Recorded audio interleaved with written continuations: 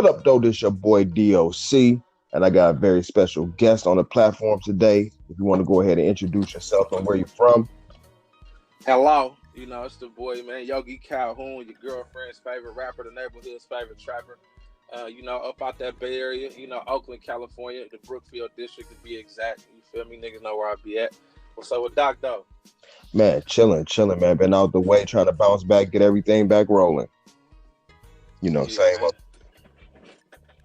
Yeah, man, it's a pleasure, man. Me and all the fans, we welcome you back, man. No. Glad to have you. No, I appreciate it. I mean, I appreciate everybody that, support. I appreciate you even wanting to, come on the platform and do an interview with me so we can, get to know the fans, get the opportunity to get to know more about you and hopefully open up a door where it's not the last time that you end up coming on. Nah, definitely not, man. It's gonna be, I'm gonna be a frequent flyer on this station right here, man. I just support, my whole little campaign is fuck with a real one.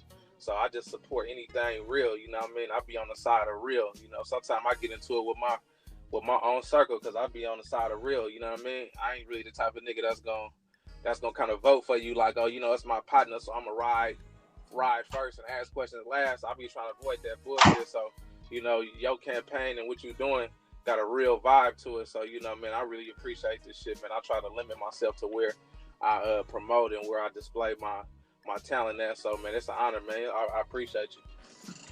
Word. Vice versa. So let's start back, a little bit before getting into the rap game. Now you say you came up in the Bay. Like, how was it during the time when you was coming up? Like, how would you paint that picture to the people? Like, your average everyday, like, how was it for you back then? Well, man, my story really a little different than what I usually hear on from the rappers. I mean, I actually was born in Texas. You know what I'm saying? I was born in Lubbock, Texas. That's a town in West Texas, man. The biggest thing they got going around there is Texas Tech University.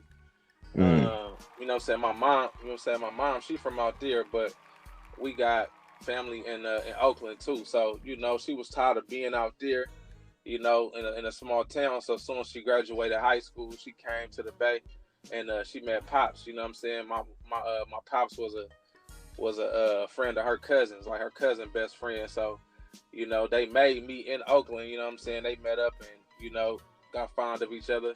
So they made me actually in the Bay, but you know what I'm saying? They was going through what they went through. So moms went back to Texas and I was born out there.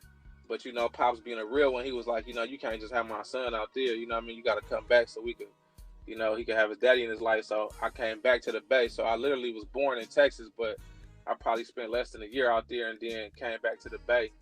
And then from there, early as I can remember, man, just, coming up in the early 80s, you know what I'm saying? I was born in 82. Coming up in the early 80s, you know what I'm saying? Pops was always grinding. He came up in that era. My Pops was a factor out here. He was a name that was well known. He was just grinding, to kind of remember my childhood to me looked like Paid in Full. You know what I'm saying? I remember the Gazelles and the MCM and the old schools and all of that. So me just coming up as a child, I was like a dope game rich kid. I really wasn't like, I didn't jump off the porch at 10 years old and was grinding and shooting and thugging at 10. You feel me? Right.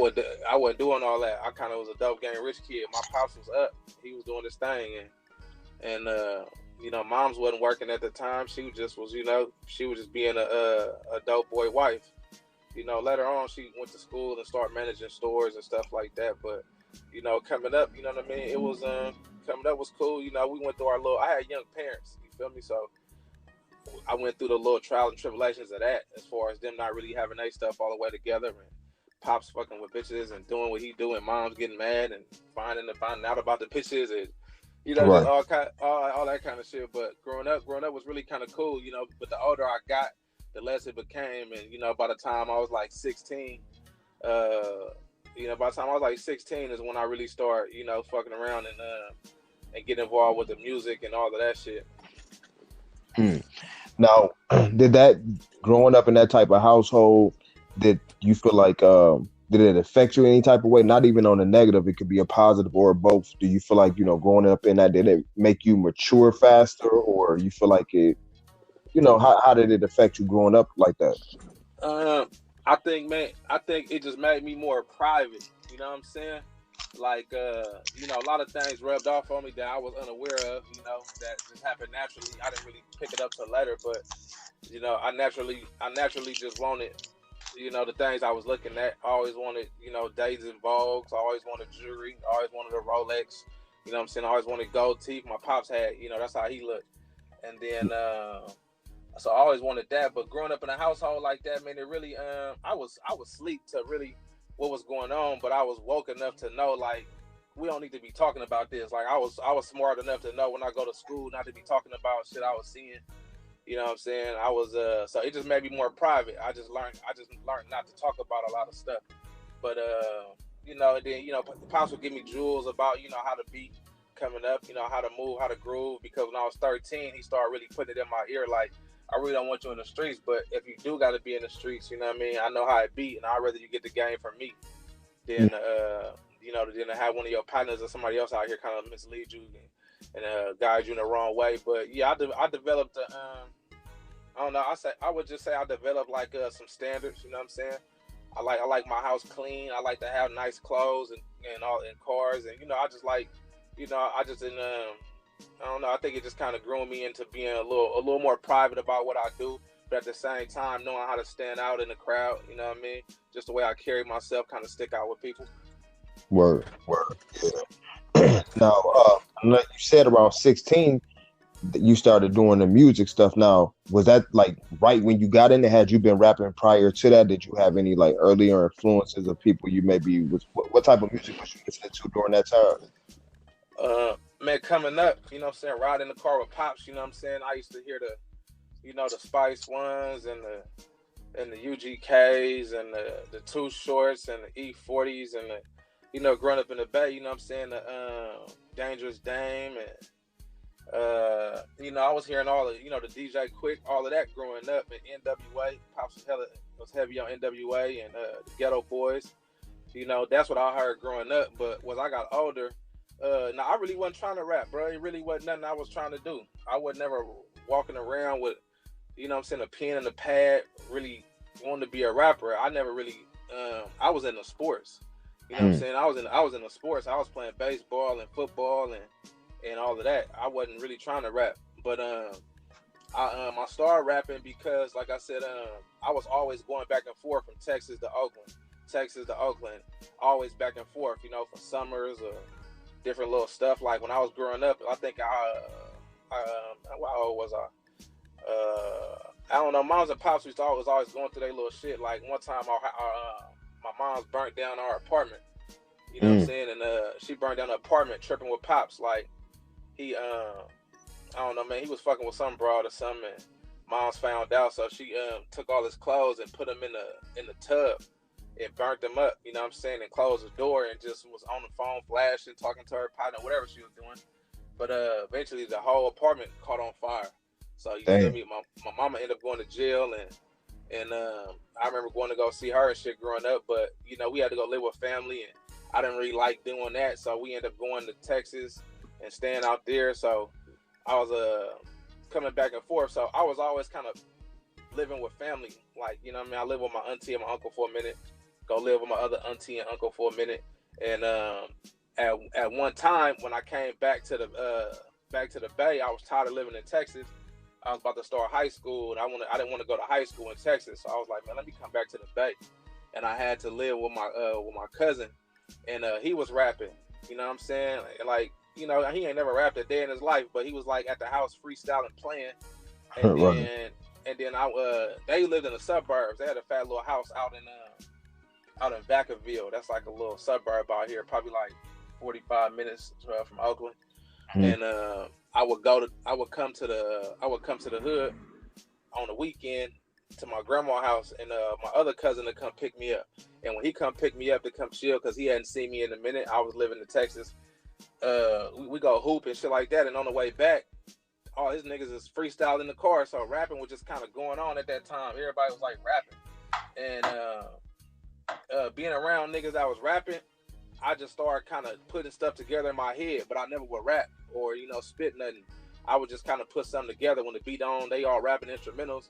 I would just put stuff together in my head. So eventually, you know, they all was like, you know, they all real niggas. They cool. They was cool dudes, but you know, like they wasn't street cats. You know what I mean? So they was, and at that time, it wasn't no Kanye West yet. It wasn't like, you know what I mean? It wasn't nobody like that kind of was square rapping. Everybody kind of had a little street edge to them. So Right. I always felt like it'd be a good fit for me because I really had that kind of, you know, family and background, and I was more knowledgeable than they was. So eventually, them cats that was rapping, they started their own little labels and little groups and stuff. So I ended up getting in a group with one of them, and then the other cat, he started a label, and I jumped on a compilation that he had, and so I ended up getting on the compilation, and then getting on being in a group with a cat, and we put a CD out. So I kind of I don't know, I kind of got lucky and just, you know, was right place at the right time. Type thing. Yeah. So what ended up happening with the sports? Did you automatically start playing sports, or you still was pursuing that? Man, when I was in Cali, I was playing baseball. I was hella good in baseball, and I was kind of building my name up in this certain little league, and then, you know, we moved. I had to go to Texas, so when I went out there, I started fresh, living with Granny, and they knew that I was playing baseball, so Granny enrolled me into she hooked me up with she hooked me up with a little league out there, but you know, the league wasn't the same. You feel me? I'm staying with Granny. She ain't really making sure my practice on time, and the team was like, you know, she was just trying to do her best to keep me going with the sports, but I kind of lost interest because now I'm starting a new league. I ain't the nig no more. You know, in my league, I was a nig. Everybody already knew I was hella fast. I could hit, and out here it was just a whole different program. So I just kind of, I don't know. I kind of just, it lost my attention for a minute. So I stopped sports, man, in probably like 10th grade. I just got done with the sports, man. It was just too political. It started being like, I don't know. Well, on my end, we just moved around too much, and I kept having to start fresh again. So when I finally got to high school, they had a whole other program that they was on, and I wasn't included. So I just got back to being fly, being a fresh fly nigga and hustling. Right. So when you actually, you say you hooked up with your partners and ended up putting out that project, did it succeed at first, or you know, like how was your motivation? What was keeping you motivated to push through that to get to where you got now? Man, them niggas had, man, like I said, I come from a real street family, you feel me? So, like, my brother, you know what I mean, my older brother, you know what I mean, rest in peace, and then my pops, rest in peace. Like, they was always, like, you know, in the streets for real. So, when I seen the opportunity, I'm like, this rap shit is perfect for me, because this is something that I could do and be myself, and I ain't got to transition and you know what I mean? I ain't got to change to make no money. So they sold me on the idea that we could really get rich with this shit and really be successful. So I was sold right then once I kind of seen that they were serious about it, because I was impressed by their hustle. Like, they was doing photo shoots, they was little youth centers and shit. So I was impressed by their hustle. So once they invited me to come be a part of it, I was juiced. I've been lit since then. Like, man, we can really do it. But what's hella funny is that everybody I started with been stopped. Like they stopped, because to me, I guess they was rapping for the hoes at the end of the day. They was, you know what I'm saying, they was rapping for the hoes. I was really trying to get rich with this shit and get out the streets, because I knew if I didn't really do something legal or get something popping basically legal, that I was gonna end up being in the streets too. You feel me? Like, stuck in the streets. Right. Yeah. Was there any, like, a lot of times, you know, some people that I interview, it'd be like certain situations that have happened to them. You know, I see from hearing your story thus far, you saying, you know, how to transition to 16, then the compilation and stuff like that. Was there ever a certain situation that popped off where you're like, man, I gotta take this serious, or you were just already in that mind frame, like something maybe bold happened in the streets or something like that, and you was like, no, I gotta take this rap shit serious? It was just several incidents, bro. Just coming up, like that shit was scary. You feel me? Like, you know, the police kicking in the doors, and you know what I'm saying, and you know, us having to move, and just being out. You know what I'm saying? Being unsupervised. Like, you know, we was in the streets. We was like bad. Like, we was always fucking up. Like, you know what I mean? We was stealing. You know what I mean? We was little thieves when we was younger.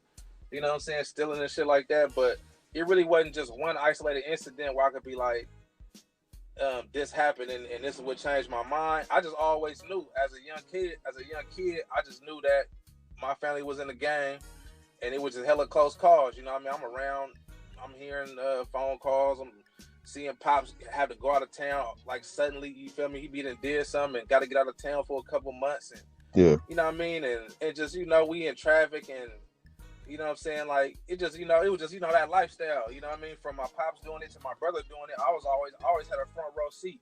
Like, you know, the way they raise you up and the way they tell you in America, it seemed like they kind of teach you to shelter your kids and not show them this and not show them that. And I was always kind of surprised that with all the shit that we seen growing up, it didn't really turn us out. We was really sharper than the kids that was, you know, sheltered and didn't have exposure to it. You know what I mean? Like my pops and my parents, they been smoking weed. I knew where the weed was at. I knew where the gun was at. I knew where, you know what I'm saying? I don't know. I seen everything. I used to go, you know, do handoffs, you know, take this to do it upstairs, you know, run this outside real quick. So I just been in the life, you feel me? I wasn't benefiting and profiting from it because I was a kid, but like I used to be on the plane, you feel me, like packed down with shit and, you know, take this to out there, you know what I mean? Right. So I've been doing that shit since I was a kid for real. So I just always knew it was just too many close calls, and I knew you just couldn't win forever. That shit was scary doing that shit. You know what I'm saying? So I just always wanted to get in the game. I just wanted to get in the music game, make some money, and relax. I didn't know how. I thought I was gonna do it with the sports. You know, that was my goal, but I didn't have the right attitude, and then with us moving and all of that, you know what I mean, that slowly diminished. So the rap game just was like perfect. Like you fit for this. Like when niggas started, when they, like, I guess like around Cash Money and when the Hot Boys came out, when they was just blinking and all of that, that kind of really created a lane for me because I already had gold chains and diamond grill and you know, a fly car, you feel me, and all of that. Like, so I was already doing that. So when they made that popular as a rapper, you feel me, like I basically was a rapper before I was a rapper, kind of like, you know what I mean? Yeah. So it's like, you know, just the image wise, I was already kind of like the nigga that they was talking about. You know what I mean? Right. Now, you know, a lot of people, you know, that really, you know, come from the streets, like you know, you're saying right now. A lot of times when they transfer and go over into the industry, they start having like, you know, I wouldn't say issues, but like it's conflicts in the morals and principles of a person that's in the streets compared to like how people move in the industry. You know what I mean? Did you run across that early in the game, and did it like turn you off, or you know, did it make you? Because right now I know you with X-Rated, but like prior to all of that. Yeah, you know, niggas just don't keep their word, blood. You know what I mean? When it comes to the music shit, that's really what it be. When everybody be like, it's a transition. You gotta be different. Like the music industry is different from the streets. Like in the streets, most of the time, if a nigga say something, that's pretty much what it is. In the industry, I was naive because I ain't never wanted to be the man. I didn't get in the game to be the man. I just wanted to be able to live legally and get money and just do it at a pace that I enjoyed without having to compromise my character. So I never really cared about being the guy. So in the rap game, everybody wants to be the guy. Feel me? So me being naive to that, you know what I mean? I done had niggas, you know, step on my toes to, you know, to try to get my show. I done had niggas like, you know, pump faking and, you know, instead of displaying me, niggas delayed me. And, you know, I was just a little naive to it. I just say, it's just that, bro. Just that niggas don't keep their word. Nigga might say something and don't do it, or a nigga might have the opportunity to do something and just don't do it. You know what I mean? Not really saying he gonna do it or whatever. So the streets is a little more cut and dry. You kind of know who you dealing with. Right. You know who the robbers is. You know who the dealers is. You know who the prostitutes is. You know who the snitches